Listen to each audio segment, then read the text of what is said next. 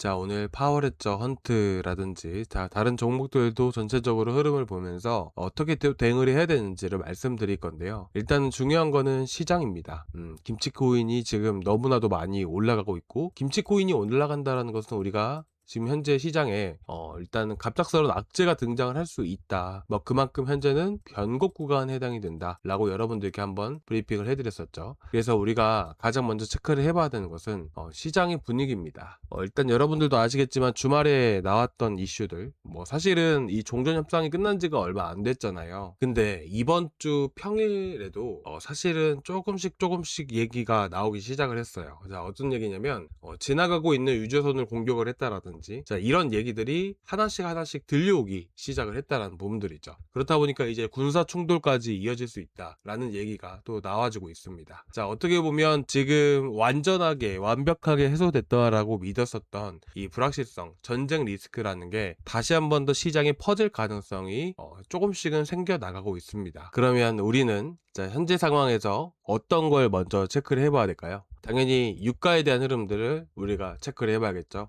지금은 주말이기 때문에 이제 시장이 안 열렸지만 월요일날 시작이 되었을 때 유가가 과연 어떤 흐름을 보여주는지 저는 이게 가장 중요하다라고 생각을 합니다. 유가를 우리가 보는 이유는 결국에는 최근에 가장 문제가 됐었던 게 연내 3회 금리 인상에 대한 문제였었잖아요. 이 금리 인상 가능성이 이제 올해만 3회를 할 수도 있다라는 얘기가 들려왔던 이유는 보시다시피 물가 때문이었습니다. 여러분들도 아시겠지만 이 물가 결국에는 이제 우리가 원유로 이제 생산해내는 제품들이 너무나도 많고 원유 가격이 올라가게 되면 물가에 되게 치명적이게 됩니다. 그래서 우리가 유가에 민감할 수밖에 없는 부분인데 문제는 뭐냐면 유가가 올라가게 되고 물가가 또 덩달아서 같이 올라가는 구조가 만들어지게 되는 것인데, 여기서 이제 금리 인상에 대한 얘기가 나오잖아요. 물가가 많이 올라가게 되면요, 결국에는 이 물가를 조절을 하기 위해서는 이 각국의 이런 중앙은행들이 있죠. 우리나라는 한국은행이 있죠. 그리고 미국에서는 연준이 있고요. 그래서 각국의 중앙은행 연준에서 이렇게 금리를 조절을 하게 됩니다. 자, 물가가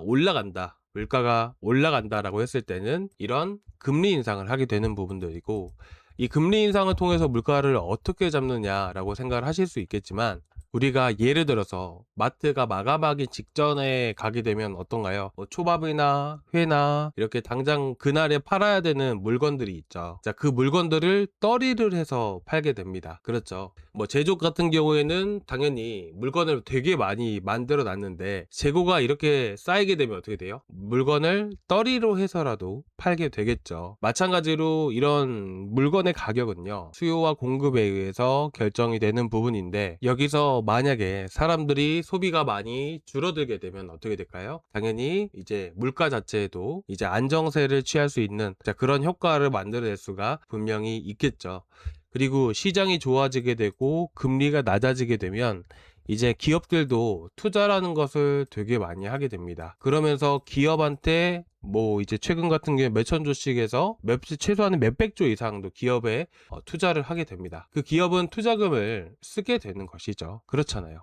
그 투자금을 사용을 하게 되고 그런 돈들이 계속 돌아가는 이런 선순환 구조를 만들어지게 돼요. 그렇다 보니까 이 안에서 발생되는 게 바로 물가 상승률이 올라가는 이런 부작용이라는 게 만들어지게 되는 겁니다. 그런데 이렇게 금리 인상을 해버린다 라고 하게 되었을 때는 투자도 많이 줄어들 수밖에 없는 부분이고요. 이런 자금이 한쪽에서 끊기는 구조가 만들어져 버리게 된다면 결국엔 기업들도 돈을 많이 투자를 할 수 없는 그런 상태가 또 만들어지게 돼요. 투자가 많이 이루어져야지만 산업이라는 게 성장을 할 수밖에 없는 부분이기 때문에 주식시장에서는, 그리고 코인 시장, 이 암호화폐 산업에서도 마찬가지입니다. 하나의 어떤 산업군이든 투자가 끊기기 시작을 하게 되면 그 산업은 침체되는 상황들이 만들어질 수밖에 없게 되는 겁니다. 자, 그리고 한 가지 더 여러분들께 더 말씀을 드릴 게 있다라면, 지금 예를 들어서 지금 우리나라 같은 경우에는 실질금리가 아니라 이제 명목금리가 2.5%가 됩니다. 현재 한국은행이 정해준 금리는 2.5%예요.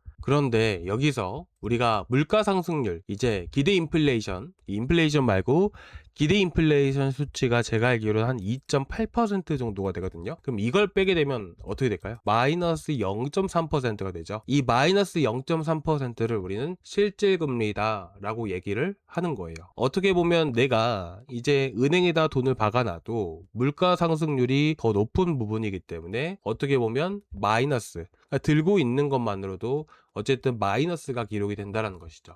물건, 돈에 대한 가치가 가만히만 있어도 떨어지게 되다 보니까 사람들은 주식 투자를 하게 됩니다. 하나의 투자를 하게 되는 것이에요. 근데 만약에 물가가 너무나도 많이 올려가지고 우리나라가 3.5%까지 치솟았다 라고 해봅시다. 자, 3.5%까지 금리가 올라갔다라고 가정을 해볼게요. 근데 이미 금리를 올려가지고 기대 인플레이션 수치가 1%대, 뭐 1.2%까지 떨어졌다라고 가정을 해보겠습니다. 자, 그러면 이 결과값 실질 금리는 몇 퍼센트가 되죠? 2.3%가 되는 거예요. 그렇죠? 그럼 가지고만 있어도 현금을 은행에다가 넣기만 해도 이자만 따박따박 받아도 나는 돈을 잃지 않는 것이 되는 것이겠죠. 어찌됐든 이렇게 가만히만 있어도 돈의 가치가 늘어나게 된다라고 하면 사람들의 투자 금액이라는 게 주식 시장으로 많이 넘어가기가 많이 어려워지겠죠. 2.3%라는 적은 수치라는 것에 초점을 갖고 보지 마시고요. 실제 경제 상황에서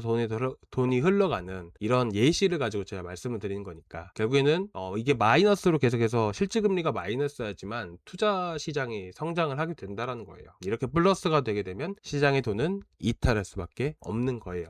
그리고 여기서 이제 물가 상승률이 안정이 돼가지고 금리를 뭐 1.5%, 뭐 0.5% 이런 식으로 낮춰졌다 라고 하게 된다면 반대로 투자 시장이 다시 한 번 더 활기를 띠겠죠. 그러니까 이런 게 경제 사이클이라는 게 분명히 있습니다. 그래서 어쨌든 좀 멀리 얘기가 나왔는데 다시 돌아오게 되면 우리가 다음 주 월요일날 유가에 대한 흐름들을 봐야겠죠.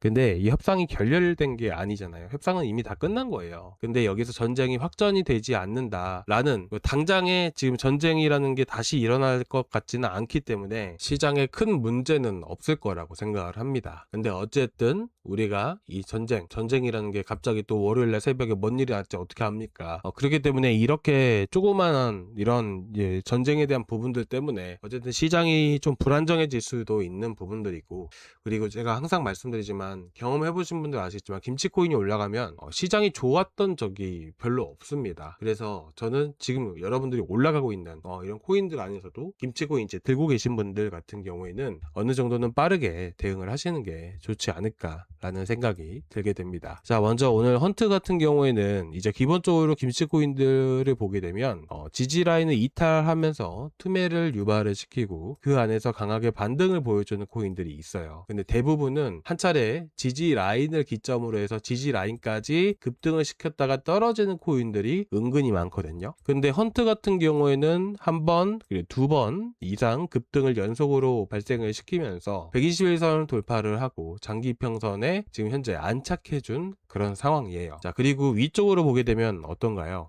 이전에도 떨어질 때 제가 항상 말씀드리지만 투매 위치가 정말 중요하다는 것은 그만큼 그 투매가 발생됐던 위치들은 매물이 상대적으로 없구나 라고 보는 거거든요. 그래서 이전에 지지라인을 깨면서 급락이 시작됐던 시점은 바로 190원 구간이었고요. 그리고 위쪽으로 보게 되면 170원 위치가 딱 그 위치거든요. 그죠? 자, 보게 되면 지지 라인이잖아요. 이전에 계속해서 강하게 지지를 보여줬던 위치죠. 그러면 이 위쪽에는 매물이 상대적으로 많이 포진되어 있는 구간이에요. 그렇기 때문에 A와 B로 나뉘어봤을 때는 A보다 B가 상대적으로 매물이 많이 있기 때문에 이 자리가 저항 위치가 되는 것이고요. 같은 원리 방식으로 했을 때 170원 위치를 또 이탈하면서 급락을 보여주게 되죠. 그래서 우리는 170원 그리고 185원 요 정도 라인들을 우리가 저항 구간으로 보는 겁니다. 그래서 이 자리들 그리고 170, 170원 요 4개의 선만 여러분들이 그거 넣으시면 됩니다. 자, 그리고 나서 쭉 당겨 봤을 때 어떤가요? 이 구간에 맞았을 때 우리가 대응을 해 나가야 될 필요가 있겠죠. 그래서 현재 상승 중에 있는 한 차례 급등을 보여줬다가 다시 한 번 더 올라가고 있는 시점인데 현 위치에서 170원, 175원, 183원 이 순서대로 해가지고 분할로 해서